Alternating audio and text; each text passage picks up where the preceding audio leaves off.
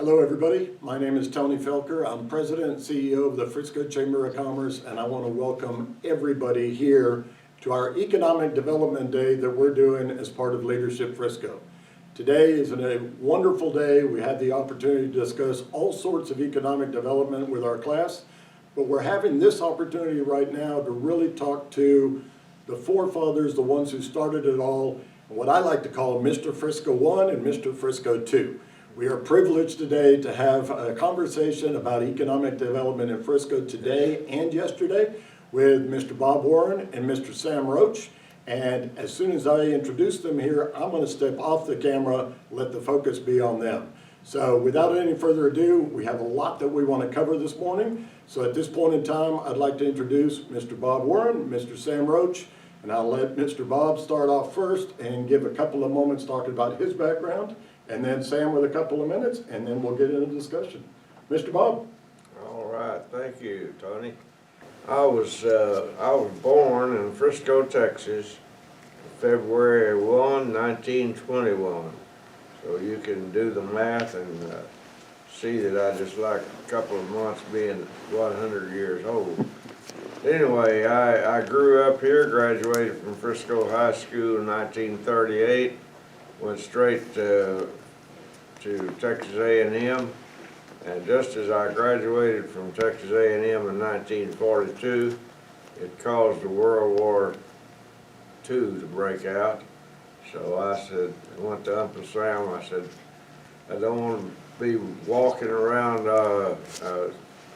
agitating the gravel. I want you to teach me how to fly. So they taught me how to fly and issued me an airplane and said, take this airplane and go across the North Atlantic and join the troop carrier squadron.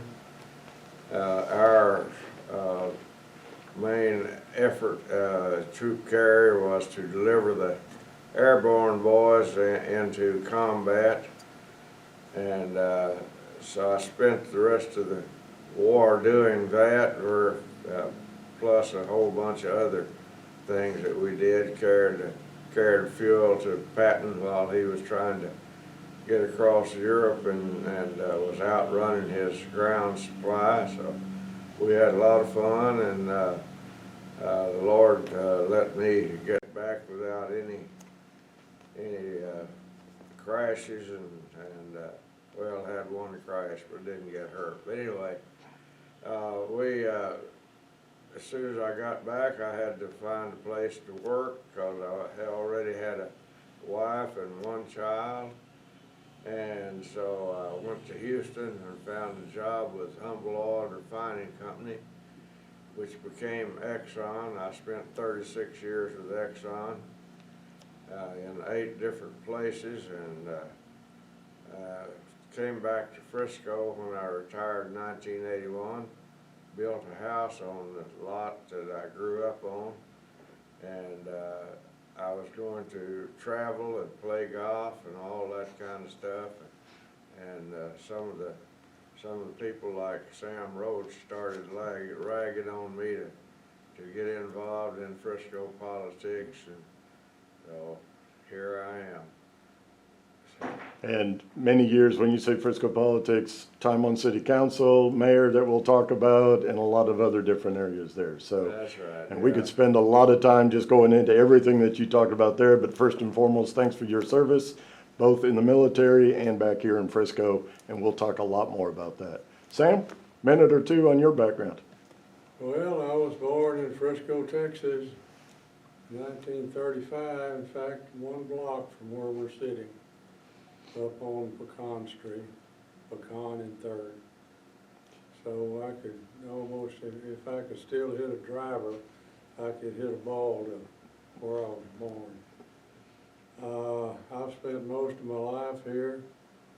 The only time that I didn't spend here was a couple of years, and I worked for LTV, whereas Chance bought aircraft then.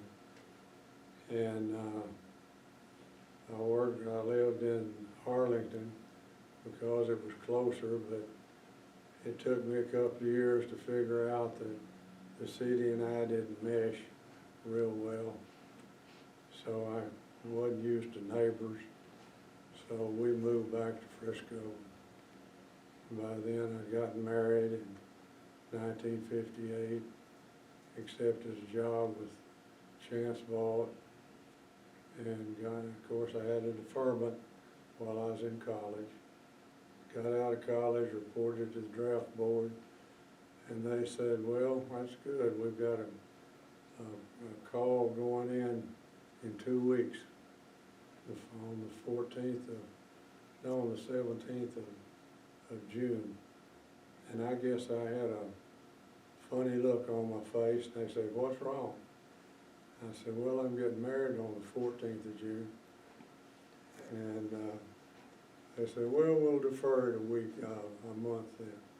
We'll put you on a call list for the Army for July. So I got to LTV. By that time, was working for them, and I told my supervisor, I said, you know, don't put me doing anything drastic, because I'm about to be drafted. And he said, no, you're not. And I said, yes, I am too. They've already told me they're going to. And they said, you're in a critical industry and you're not going anywhere. So that was a big shock to me, but a good shock. So I spent 17 years with 19 years with LTV, and enjoyed that work in the aircraft business, but decided I didn't want to retire from corporate America because it was getting pretty political and I wanted to go do something else. So I came back to Frisco, and after a few years, and played real estate broker for a while, and developed a little business out there, which I still run today. That being Roach Business Park? Pardon? That being Roach Business Park, and, Yes, sir. and a little bit more involvement in the community, definitely. I love the way you guys just play off those few little years that you got involved in the community, and that's really what so many people know about and what we want to talk about, a little bit about more. I want to apologize right up front.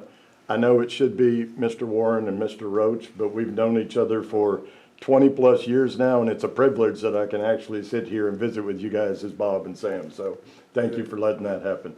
So as I said, we could talk a lot, but what we're really focusing in on for Leadership Frisco today is economic development in Frisco.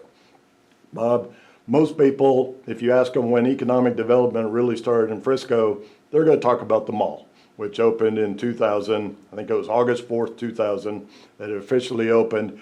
There was a little bit of history before that with the mall. Can you share your thoughts? And Sam, jump in whenever you want.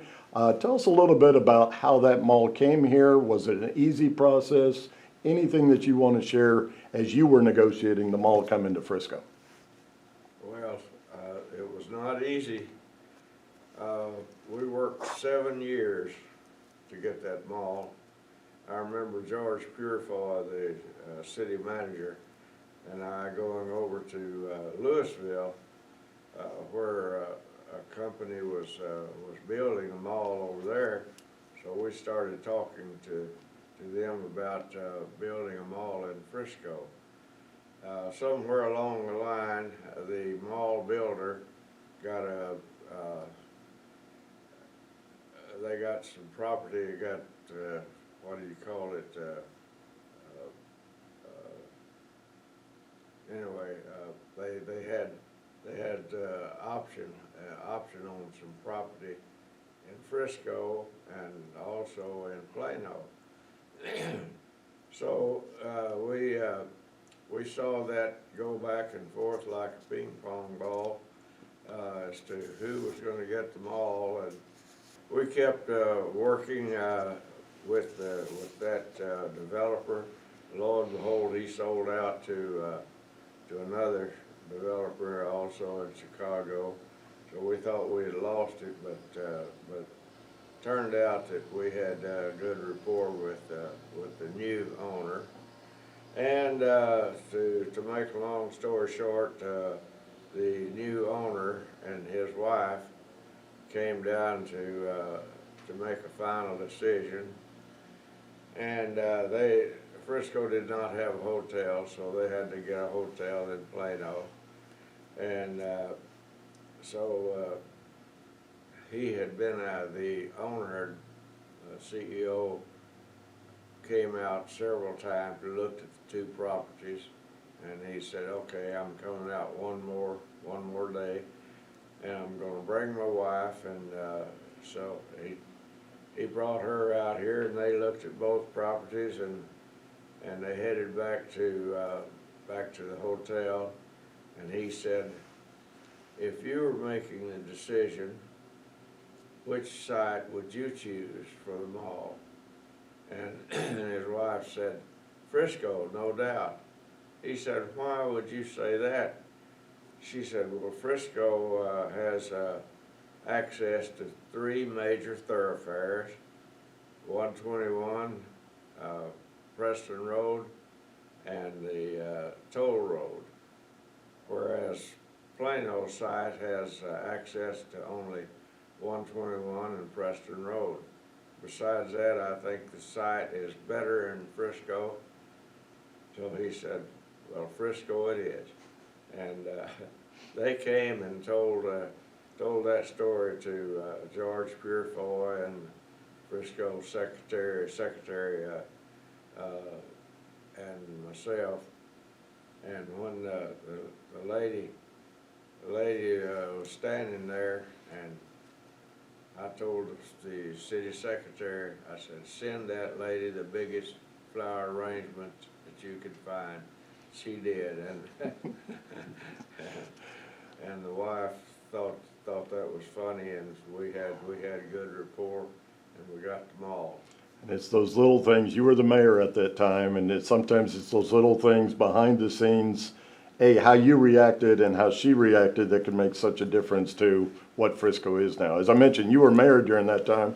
Sam, what were your perspectives on the mall negotiation going back and forth from your perspective at that point in time? Well, I wasn't directly involved with that, but every now and then my wife Ann and I would go to Chicago just for kicks, you know. But every time we went, I made sure that Jerry Rosenholz was there. That's who we were working with. Right. Because he started out with Homart, and then when they sold, he went with General Growth. Right. So that was our point of contact that, you know, for continuity. That's sake. right. So we'd go up and have dinner with him or lunch, and it was interesting because I'd just sit there and listen. And he'd quiz my wife on, well, where do you shop? What do you look for? Why do you shop there? Why do you look for that? I mean, quizzing her on her retail. I'm picking up on the trend here. It's the ladies that are behind the big decisions here and the information there, so it's great stuff. That's right. So, and I want to make note that, Bob, you said that was 7 years of negotiations, and that was right when I came into town, and I remember it bouncing north and south of 121. As we talk about economic development and things that have happened since then, I want everybody to remember that was 7 years to make that deal. A lot of deals since that time have either taken similar amount of time or much quicker. But obviously, almost 100 years before 2000, when the mall opened up, that's when Frisco really began. And that comes back to the railroad deciding to come through this part of the area as opposed to the Preston Road area. If I just talk about the railroad, what are the thoughts that come across both of your minds from an economic development perspective? What comes to mind when you think back to the railroad and its decision to come through here and create Frisco? Well, the railroad is the reason that Frisco is here. In 1902, they decided that the railroad company decided to build a railroad from Denison to Carrollton, and it just happened to come right through this area here. The railroads, they take the low road instead of the high road, so this was ideal location for the railroad. And in order to have a railroad at that time, you had to have water for the steam engines. So they built a Frisco Lake and built a depot, and they decided that they would, I think your railroad ticket is ready to go. There you go. they decided that they would hire a company to sell land here. So they had a 2-day auction, sold lots, and they advertised it from Chicago all the way south. So they at that auction they had an open bar, and that's the first time that Frisco had an open bar, and it was the last time until Stonebriar Mall opened. And A lot of key moments there, and you referenced Frisco Lake. I wonder how many people, if you were to ask them, know that we had Frisco Lake here in town. So either one of you, Sam, you want to talk a little bit more about where that is for reference? Because I love driving down the road not far from here and thinking I'm driving down through the lake right now, and your history of the lake. Well, it's just about a mile to the south of where we're sitting. Exactly. There was a creek that went through there, and so they built the lake so they'd have water for the steam engines. That turned out to be very fortuitous for us, because ultimately we wound up with the lake and that property. Bob, you have several stories. A lot of what we're talking about here, you've actually documented in your book, Now and Then. And then the second volume of that, I was leafing through it a couple of days ago, and you talking about playing on the spillway for Frisco Lake and the different things, how much time you spent on Stewart Creek. And then ironically, you're living right behind Stewart Creek right now. that's right. Okay. Yeah, Frisco Lake was our recreation area here in Frisco for many years. When I was a child, we swam there, we fished, and we played on the spillway. I've ridden my bicycle up and down the spillway, and it was a great rec area. And when after the railroad did not need water anymore, when the diesels came in, they didn't need that lake, and a couple of our the Mayor Benton Staley and Bill Christie, I think, and maybe Dr. Pink. Bill Christie.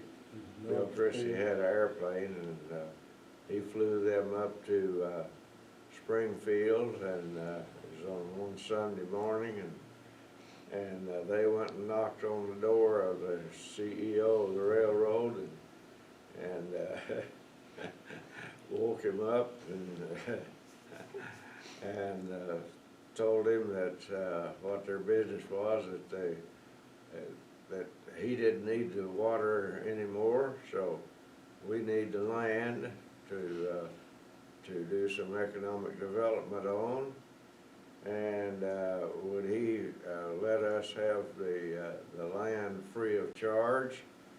And he said, anybody that had the guts to come up here and wake up the CEO of the railroad on Sunday morning said, I'm just going to give it to you. So he gave it. And that's one of my favorite stories, so I'm glad you brought it up because, and Sam, I want you to touch on this a little bit. I think it gives that early sign that people in economic development in Frisco, going way back to that time, early 60s, weren't afraid to do things a little bit different. Sam, do you have any thoughts on that in terms of, was there a creative way of thinking outside the box that was already taking place Well, of 60 course, years ago? At that point in time, Frisco had already done some pretty creative things. Because Dr. Say died in 54 or 52, so we didn't have a doctor in town. So the townspeople got together I'm sure it's probably led by the mayor, I don't recall. But they gathered up, well, I think it's $20,000 to build a little clinic over here so that the town could attract a doctor. And they did, and built the clinic, attracted a doctor. And as it turned out, he had some health issues himself, and he just lasted a couple of years. And then they went out and found another doctor, and it happened to be Dr. Irwin Pink, who has a history that you could write a book on. But anyway, Pink came to town, and he wanted to see the town grow, you know. So he was involved in the acquisition of the land down here where the lake was. And I think he went to Springfield with them that day and talked the guy into this, that, and the other. He could talk anybody into anything. I know that well. He talked me into several things myself, so. So, anyway, he was always trying to promote Frisco, one way or another. Oh, yeah. So economic development, as far as I'm concerned, actually started with the acquisition of that lake and that property down there. That's right. And then to follow that up, then they talked battery company, Gould, I guess it was. Dual battery, yeah. Gould Battery, into coming and building a plant there in the 60s. Yep. And so that's really how economic development started. But actually, you mentioned the need of the town for a medical doctor. Several years there where there was no doctor here, they saw that need from a quality of life perspective, went out and found that, and then the medical industry, as it was at that time, helped bring in other businesses. And so already you're seeing that working across industries for the benefit of the town.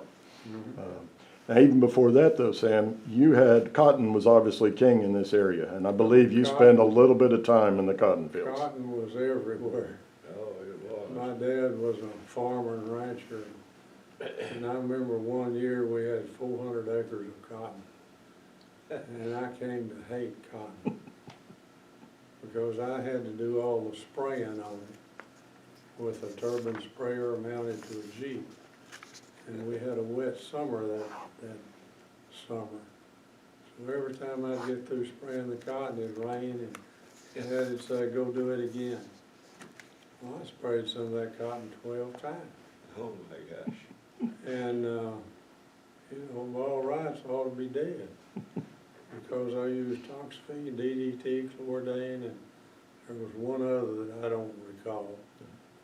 And I'd have to mix it with water and be out in a pasture in the middle of nowhere or out in a plowed field. And I'd try to find a stick somewhere to mix all that up with. If I couldn't find a stick, I just put my arm in up to the shoulder and mix it and, you know, wipe it off on my britches and go on down the road. But I didn't have a mosquito that came around me for 7 years. The healthiest arm around, safest arm around. So cotton was a big part. Obviously, that was a big driver with the train coming through, being able to ship cotton and the major product around here. Then we come out with Frisco Lake, and that brought in, as you said, Gould batteries. And it's funny you mentioned the chemicals. And Bob, before we got started here, you mentioned history changes. Well, how we look at different things changes for sure. Sam, your story of the cotton and the chemicals there, obviously Gould battery coming in, then it became Exide. Obviously the city is now in the process of cleaning up that land. And while the battery recycling was a major factor here for many, many decades, 160 plus employees, one of the major businesses in town, now that land is going to have an opportunity to give back to Frisco one more time in different ways. What are your thoughts? This is almost looking forward a little bit. What are your thoughts on a land that's produced so much and been good for Frisco? What do you see that as far as the future of that land and what it can continue to give to Frisco? Well, if you'd asked me that question 15, 20 years ago, it'd been a totally different answer. but I never expected to see all the construction and all the buildings in Frisco that I see today. So there's virtually no farming that goes on anymore in Frisco. Very, very little. And I would never have expected that 20 years ago. Bob, any thoughts on that? Well, as far as the use for the land, we're building apartments as fast as we can. We, for years and years, we avoided apartments like the plague, and would not zone land for multifamily. But we see that differently now, and that land down there would probably be a good place to build some more residential, I'd say multifamily land. It's interesting the way the city is looking for the next highest and best use, and the highest and best use 50, 60 years ago might be very different than it is today as we look at redevelopment. So I want to switch gears a little bit. One of my favorite stories about Frisco, and there's been some variations in it over the years, I think, but if I say the term pushing dirt in Frisco, and maybe add junior carpenter to that statement, Sam and both of you are already smiling. Tell me what comes to mind when I throw those statements out there. Sam? The president of the chamber was Bill Spears at the time, and I alluded to, he talked me into being chairman of a economic development committee back in the 80s sometime. I don't remember the year. But Early 80s. But I put together a committee, and Bob was on it, and Bill was on it ex officio, and John Weinberg came to town about that time, and he worked for TU Electric as, I don't know, community Community relations? relations or something. But he knew all the TU people in Dallas who were involved in economic development. So they kind of helped us along the way and gave us some advice and direction, which was invaluable. And that really helped us. But anyway, one day we were having a meeting down here in the old chamber office, and it was just a storage building with a couple of doors and a window or two, sitting on the railroad right away. Every time a train came by, you'd have to stop your meeting because of the noise and the shaking of the building and whatnot. And we were having a meeting, just, kicking some things around, trying to think, what can we do to generate some interest in Frisco? And somebody came up with the idea of, let's hire J.W. Carpenter with some of his dirt movers, probably a bulldozer, and let's put him down at the intersection of Preston and 121 in that field out there. And we'll have him push dirt from point A to point B for 8 hours. So that everybody going up and down Preston and 121 will see that and think that something's going on in Frisco. So we passed the hat, good enough money to hire J.W. for a day, and we didn't even come close.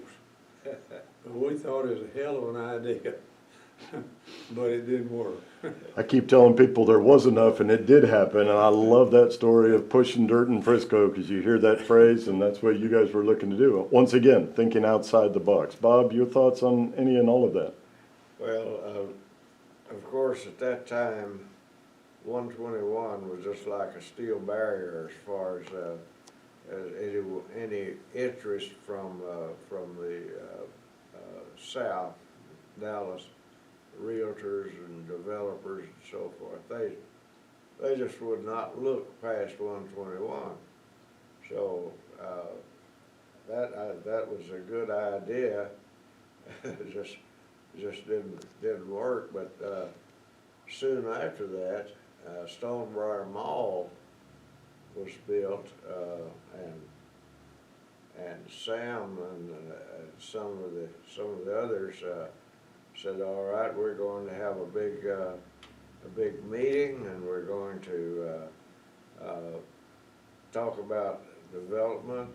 At that time, J.C. Penney had just announced that they were going to move their headquarters from up north to this area, and we tried to get them to move it to Frisco, but we just did not have the footprint that they needed, so it went across and into Plano. So, and this big meeting at the Stonebriar Mall, which is the first time we had ever had enough room to have a meeting in the first place. Well, we actually had it at the country club. I mean, yeah, the country club, excuse me. Not the mall. It's In the the country. 80s, it wasn't at the mall. Yeah, the country club, Stonebriar Country Club. And, so we had the meeting, and, at that meeting, what was the president of J.C. Penney, what was his name? If you hadn't asked me, I'd have told you. Well, a that's few all right. years ago. Anyway, the president of J.C. Penney laid out the plans and showed us exactly what the plans for the Penney's headquarters was going to be. And I remember Sam saying that the developer, the fellow that writes the business section, the Dallas Morning News, did not come to the meeting. Well, it's Steve Brown. Steve Brown. We invited every newspaper that we'd ever heard of to be there. Yeah. And the Frisco paper showed up. Nobody else showed up. But J.C. Penney laid out every plan. They had the actual plans on board as to what they were gonna do. And that's the first time that they had publicly announced it. And, so after that, if I'd have gotten a call from, or we'd invited Steve or some other newspaper to some event, we could have invited them to a Winnie roast, and they'd have been there, Yeah. you know. So once again, being smart, thinking outside the box, taking advantage of opportunities that were there, maybe in another city, but leveraging it for Frisco and thinking outside the box. It was a good meeting. It worked well because we had kicked it off with President J.C. Penney, and then we had somebody from Frito-Lay. We had somebody from Stonebriar itself. We had John Anthony from Collin County Community College. I think you spoke. City manager spoke.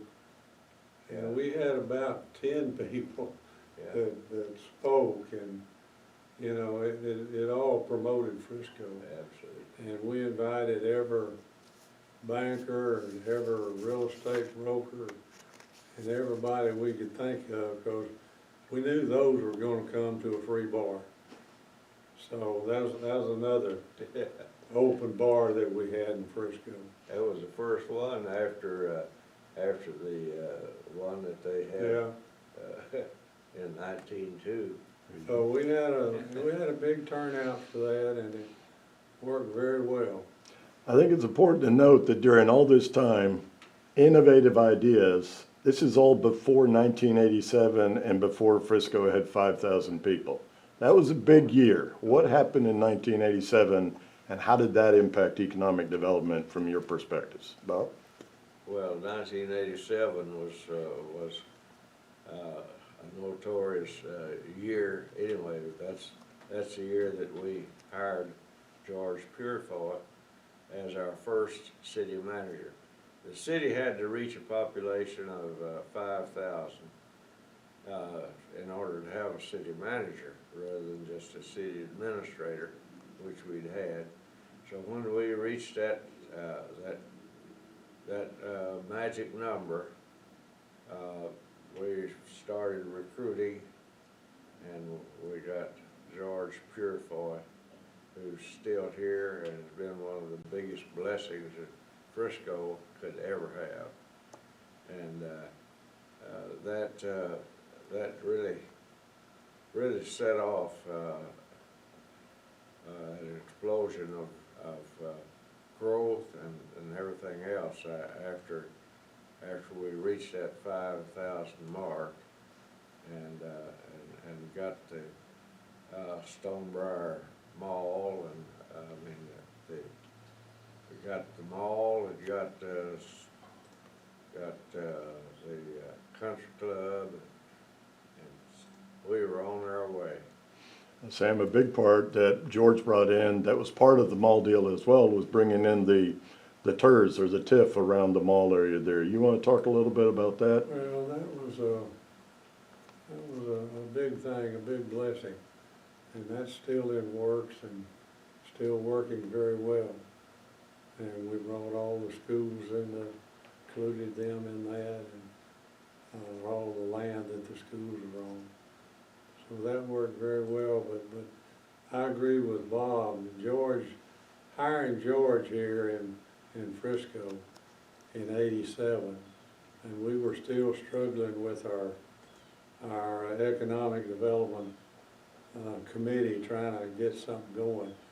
And you may or may not know that in the late '80s was a tough time, land-wise and development-wise and everything else.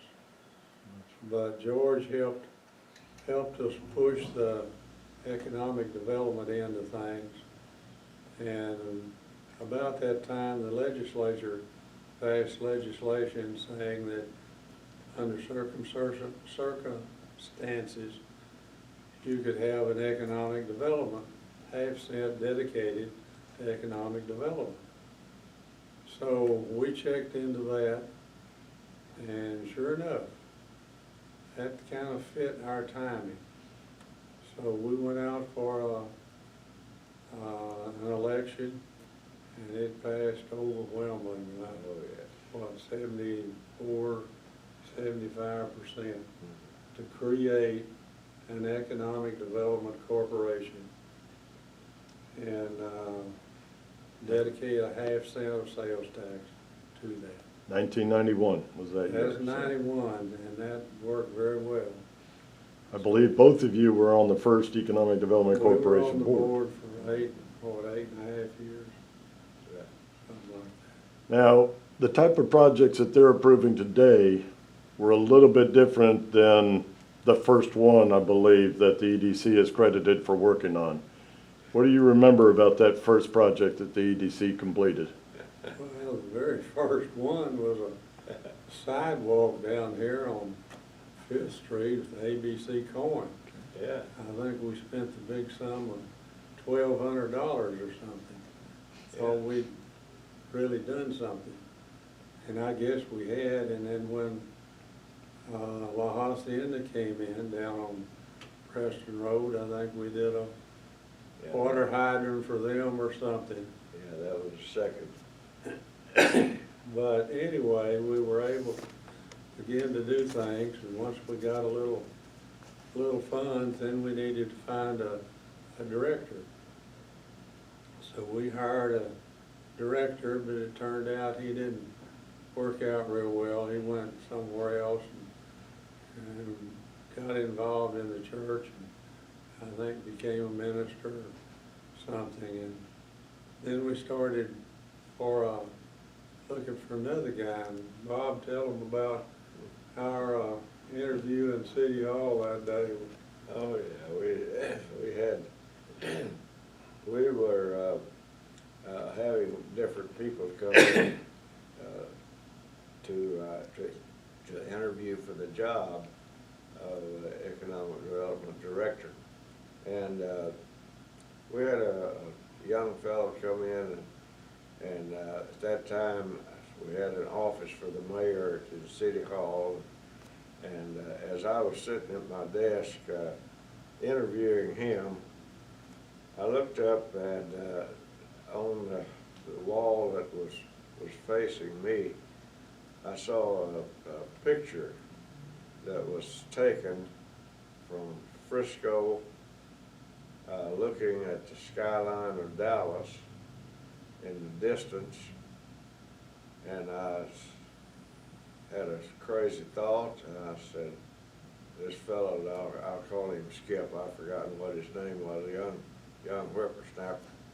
Anyway, I said, Skip, see that picture back there where Frisco is looking at Dallas with the longing eye? And I said, do you think if you were, if we hired you, could you turn that around where Dallas would look at Frisco? He said, I don't believe I could do that. I said, well, we don't need you. We need someone. I was sitting in that meeting, I said, I agree with you. Yeah, Sam thought I was crazy, and I did too. But I'll guarantee you today, you watch the headlines and how many times a week there's Frisco's in the headlines, Dallas paper. Absolutely. So I know in the many conversations that I've had with both of you, you have some strong opinions about why Frisco has evolved the way it has. You've mentioned leadership, you've mentioned continuity, of course, the secret sauce that everybody talks about out here, partnerships. What are your thoughts on why has Frisco been as successful as it has, not just over the last 10, 20 years, but 50, 60 years? What is it that's been made Frisco stand out in the way that it has? Sam? Well, I've traveled around the United States with my broker hat on, my real estate hat on.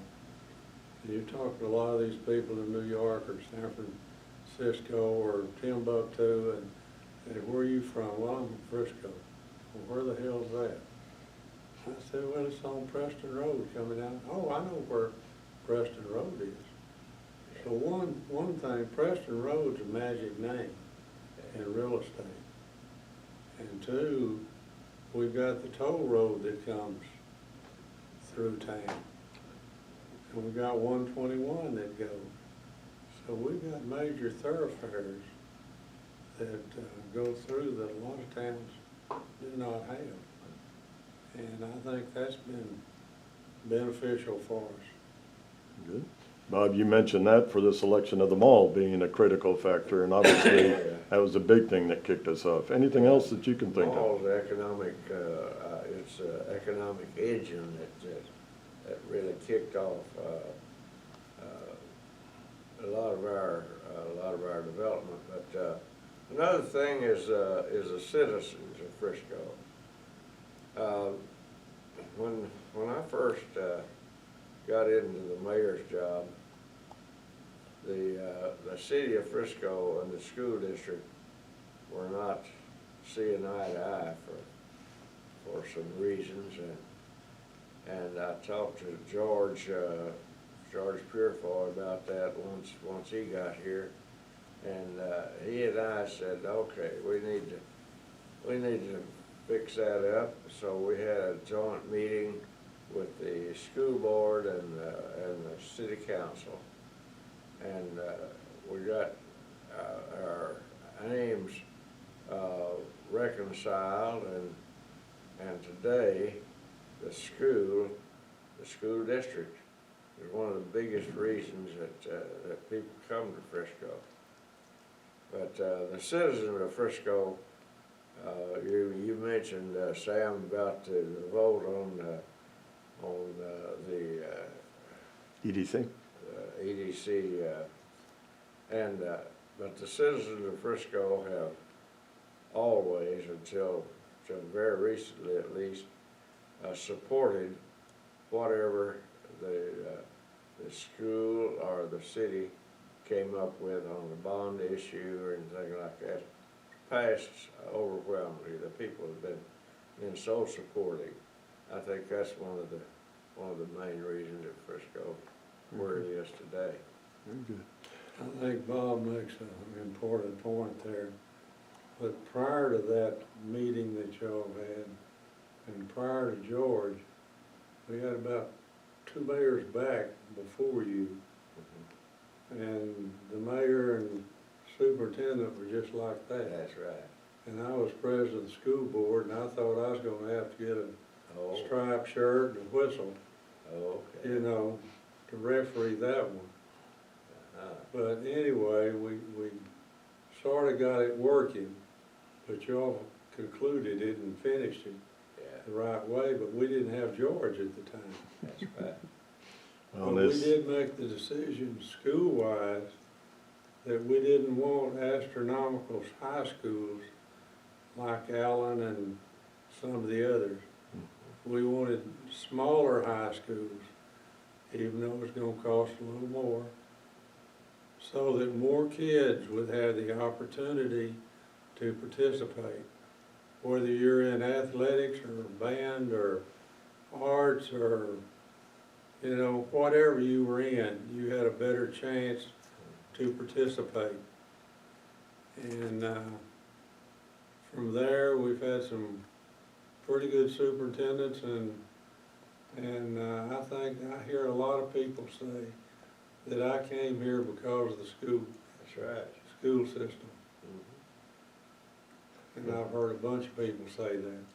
So that was first known as the small school model, now referred to as the student opportunity model, to your point, getting more students. So we heard a little bit early on the need for a doctor in healthcare and quality of life. That was the driving force for economic development. Good education is a driving force for economic development, bringing people in here and therefore bringing business in as well. Continuity of leadership and being on the same page. George has often been quoted as, if it's good for the school district, it's good for the city of Frisco. The access, transportation, and the infrastructure being critical points. We're about probably 5-10 minutes from wrapping things up.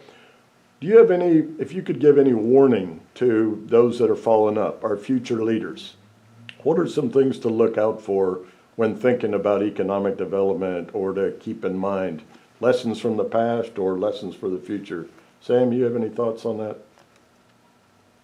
I hadn't thought about that one, Tony. I'd say basically, and this is an old farm boy talking, if it ain't broke, don't fix it. Keep it going like it is, keep quality involved, keep the school the best you can make it,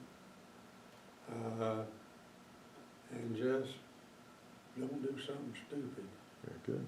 And we talked about Collin College coming in. Now we have great partnerships with many other educational partners, including UNT.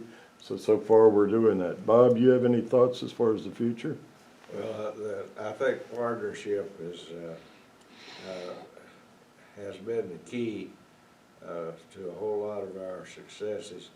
And I would recommend that, that our leadership continue to partner with like school districts, the county, the toll road authority. Those things have really partnership with those entities has really helped Frisco grow, and I would recommend that our leaders continue to be friendly, I'll say friendly, with the different groups, so that we can continue to have quality growth. Very good. And Bob, we mentioned earlier your book, Frisco Now and Then, now in its second volume, and also included in Frisco Style on a regular basis. Okay, another call. Wanted to talk very briefly about, I think it's important also that we remember our past. And one of the reasons that we wanted to get this recorded and hear these stories, it's important to communicate the past so that people remember where we've been, how we got to where we are now, the lessons learned along the way. Tell us very quickly, the proceeds of your book there, Bob, benefit the Heritage Association of Frisco, correct? And you guys were both key in getting that going, along with Dr. Pink and many other people. Can you talk just a little bit about the Heritage Association and preserving the history of Frisco? Well, I'll tell you that Dr. Peak was, he was instrumental when the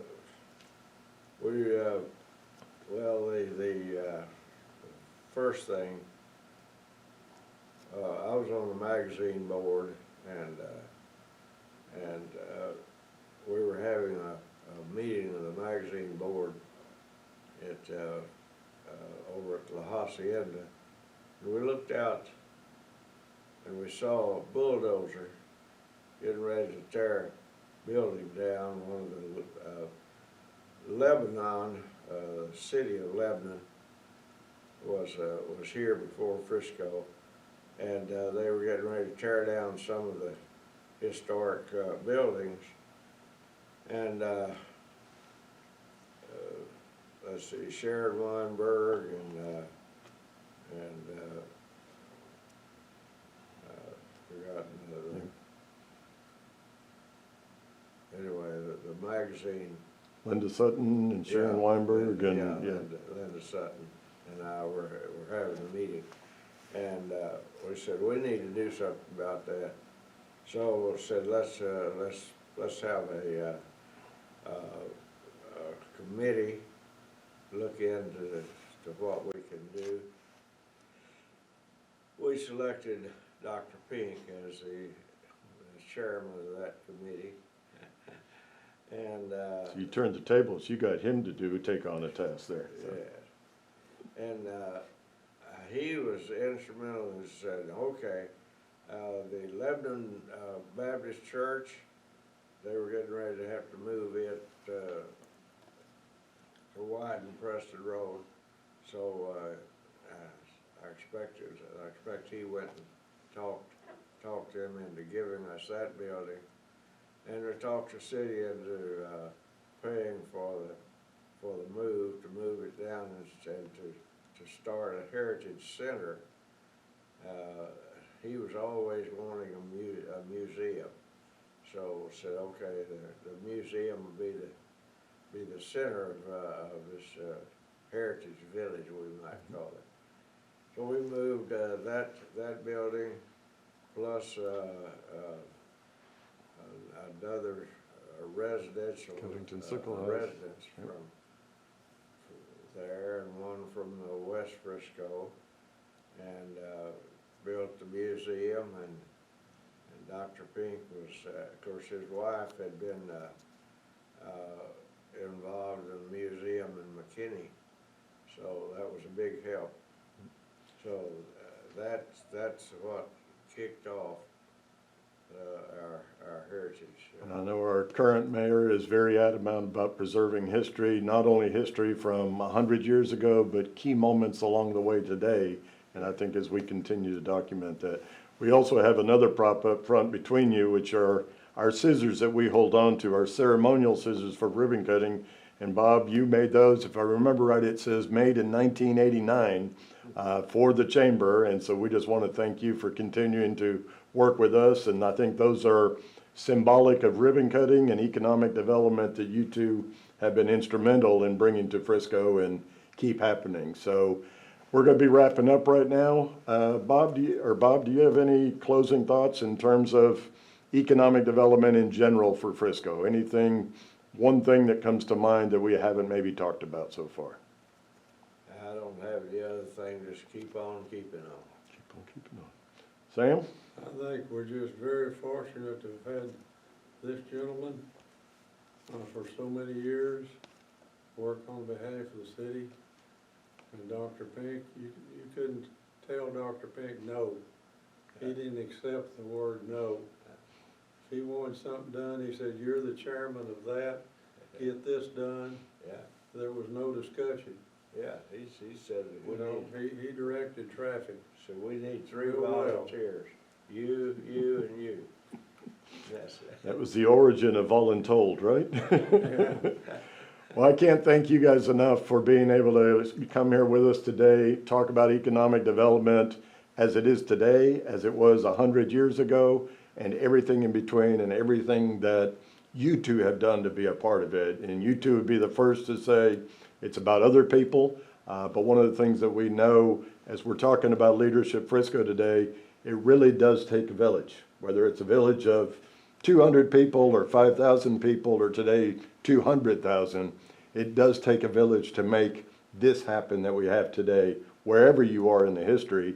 And that's why we want future leaders to be a part of that, to know the history, how we got to where we are today, and so appreciate having the chance to visit with the two of you.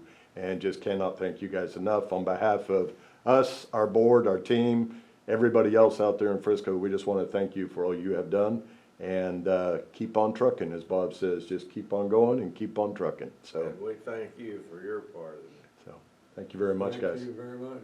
We appreciate it. And with that, folks, we're going to go ahead and check out for right now, but keep on trucking.